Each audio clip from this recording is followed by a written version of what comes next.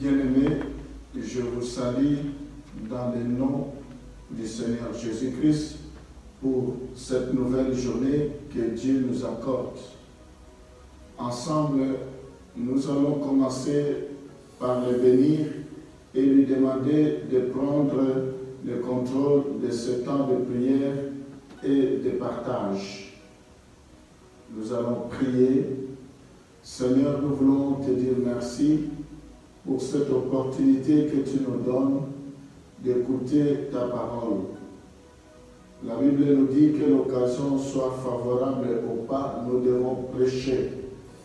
Je prie, Seigneur, pour que tu puisses nous diriger tout au long de ce temps de partage, ce temps de prière et de partage. Que tu croisses et que nous puissions diminuer, sois glorifié, sois béni à jamais. Au nom de Jésus, nous t'avons ainsi prié. Amen. Ce matin, j'aimerais parler d'un sujet qui est important parmi tant d'autres dans la Bible, à savoir la seconde venue de Jésus-Christ. Je parle de la seconde venue de Jésus-Christ. Nous allons, dans un premier temps, parler des signes annonciateurs du retour de Christ. Les signes annonciateurs du retour de Christ. Nous allons voir les signes qui annoncent le retour de notre Seigneur Jésus-Christ. Alors nous allons les subdiviser en deux parties. Nous allons dans un premier temps parler des faits physiques et tangibles. Et dans un deuxième temps, nous allons parler des faits spirituels et moraux. Ensuite, nous allons continuer avec notre enseignement. Nous allons commencer par le commencement. On va voir les faits physiques et tangibles. Sur ce, nous allons lire Matthieu chapitre 24, les versets 6 à 7. Vous entendrez parler de guerre et de bruit de guerre. Gardez-vous d'être troublés, car il faut que ces choses arrivent. Mais ça ne sera pas encore la fin. Une nation se lèvera contre une nation, et un royaume contre un royaume, et il y aura en divers lieux de famine et de tremblements de terre. Mais bien aimé, dans ce passage, nous voyons il y a beaucoup de prophéties qui avaient été données au temps de la Bible avant le retour de Jésus-Christ, avant la seconde venue de Jésus-Christ. Nous voyons qu'il y a parmi toutes ces prophéties, il y a déjà des messages qui se sont déjà accomplis. Il y en a qui vont s'accomplir, qui ne se sont pas encore accomplis. Mais ce que nous voyons ici, ce sont des choses qui se sont déjà accomplies. Notamment, la Bible parle qu'il y aura des calamités. Vous entendrez parler de guerre et de bruit de guerre. La Bible nous parle de calamités, nous parle de tremblements de terre, qu'il y aura des tremblements de terre, il y aura la famine. La Bible parle de guerre, la Bible parle de soulèvement. Donc de bruit de guerre, de soulèvement par-ci, par-là. Quand nous entendons ces choses, nous devons comprendre que la seconde venue de Jésus-Christ est proche. Certes, ce sont des choses que nous vivons au quotidien, que nous entendons, mais ça doit nous mettre la puce à l'oreille. Ça doit nous interpeller parce que ce n'est que l'accomplissement des Écritures.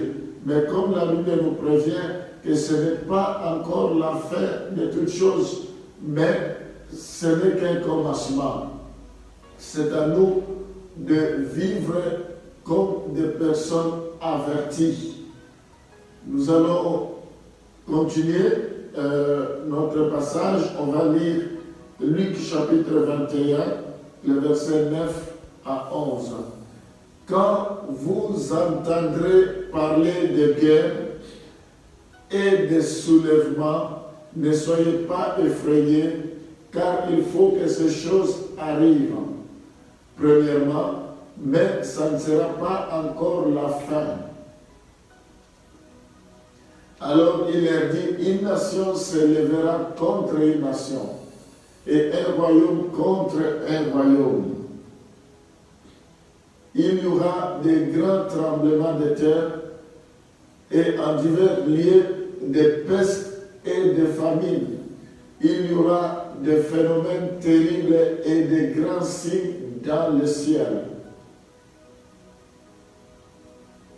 Bien-aimés, nous voyons ici des choses qui vont s'accomplir.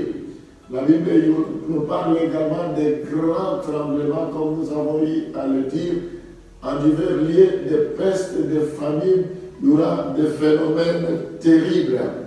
Si de tels phénomènes ont existé de tout temps, l'intensification de chacun d'eux et surtout la simultanéité de tous les éléments constituent des signes caractéristiques.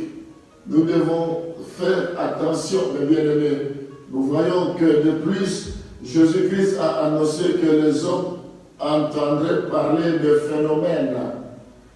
Dans Matthieu chapitre 24, le verset 6, les gens, vous entendrez parler de guerre et de bruit de guerre.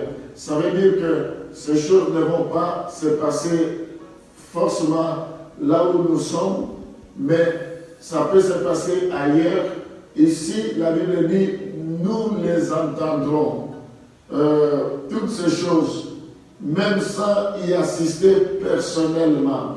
Le développement des moyens d'information aujourd'hui, les médias, permet précisément de prendre connaissance rapidement d'événements même très éloignés. Nous voyons que le média nous facilite, même quelque chose se passe, nous sommes en France, quelque chose se passe aux États-Unis, quelque chose se passe en Australie, très loin, nous pouvons immédiatement après en être informés, savoir ce qui se passe au bout du monde. Donc le média a facilité toutes ces choses. Nous entendrons, la Bible nous dit clairement, vous entendrez parler de guerre et de bruit de guerre. Gardez-vous d'être troublés. Tous les jours, nous ne cessons d'entendre des choses. Nous ne cessons d'apprendre des choses. Nous allons lire Luc chapitre 21, le verset 24. Ils tomberont sous les tranchants de l'épée. Ils seront amenés captifs parmi toutes les nations et Jérusalem sera foulée aux pieds par les nations jusqu'à ce que le temps des nations soit accompli. Nous voyons ce passage parle de Jérusalem affranchie de la domination plutôt des nations. Ce fait est lié à la reconstitution d'Israël comme nation.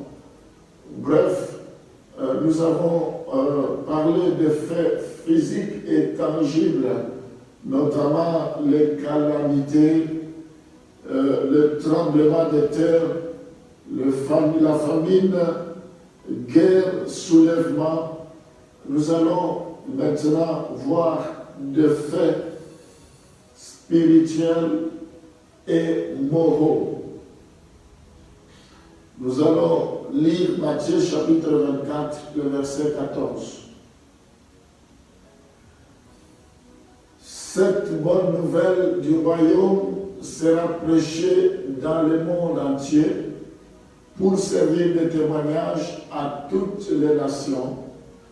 Alors viendra la fin.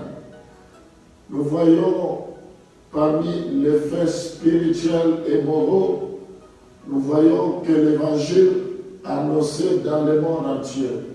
Il faut que l'évangile soit annoncé. Que nous le voulions ou pas, tout le monde écoutera l'évangile.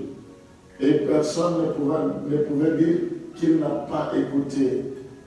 Dieu dit, j'ai mis devant toi la vie et la mort. C'est à toi de choisir. Même si les gens ne répondent pas favorablement à l'évangile, mais ils auront l'occasion de l'entendre.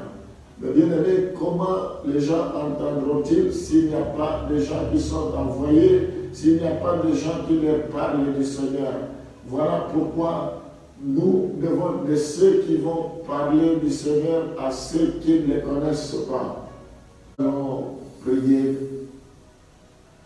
Alléluia. Seigneur, nous voulons te dire merci pour ta parole. Ce matin, nous voulons te rendre gloire. En ce jour, nous voulons te bénir. Nous voulons te glorifier parce que tu nous aimes. Tu nous aimes, tu as un plan merveilleux pour nous. Merci parce que nous avons cru en toi. Nous avons l'espérance que notre cité n'est pas ici-bas. Notre cité est céleste. Tu viendras nous chercher.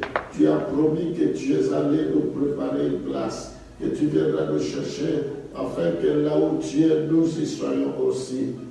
Nous te rendons gloire pour cela. Seigneur, nous te bénissons, nous t'exaltons. Merci pour toutes ces promesses. Nous croyons que ça va se réaliser. Je prie pour te recommander les malades. Tu es Jéhovah Rapha, celui qui guérit. Tu envoies la parole et la parole guérit. Je déclare que ceux qui sont malades reçoivent la guérison maintenant dans le nom de Jésus. Qu'il vous soit fait selon votre foi. Ne t'ai-je pas dit, si tu crois, tu verras la gloire du Seigneur. Je te recommande tous ceux qui ont écouté cette parole, qui ont accepté de donner leur vie à toi, de te donner leur vie, que tu puisses entrer dans leur vie comme Seigneur et Sauveur personnel, dans le nom de Jésus, qui est le miracle de conversion. Seigneur, toi qui connais leurs attentes, quels que soient leurs besoins ce matin, je te prie de les visiter, de les toucher au nom de Jésus. Que ta grâce leur soit donnée, que tu ouvres toutes les portes. Je prie pour que le ciel soit ouvert. Quand le ciel est ouvert, le miracle devient possible. Quand le ciel est ouvert, la joie devient possible. Quand le ciel est ouvert, la paix devient possible.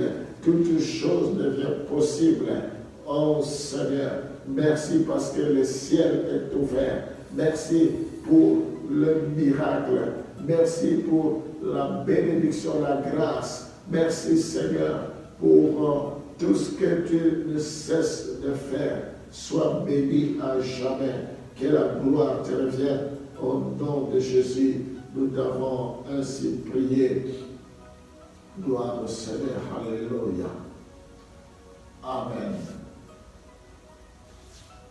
Mes bien-aimés, je vous remercie et à bientôt.